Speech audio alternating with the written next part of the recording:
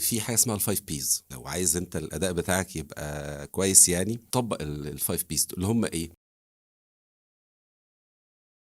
يعني يمكن من الاول كنت حضرتك تمام يعني، اه تربيه انجليزي ماشي، بس مدرس يعني ما ما يضرش. هي عين عليك، اه. لكن انا بقى يعني عاشق بقى وخلاص. لا، لا. العشق جه من الفتره دي، ان خلاص انا لو هدرس في ابتدائي بقى انت امنت بالرساله اه. وامنت بجمال الموضوع، الطرق الغير كلاسيكيه والغير نمطيه في التدريس. اللي انت شفتها طول عمرك بقى، فجاي انت النهارده حاسس ان انت هتاخد سلبيات انا ما القديم.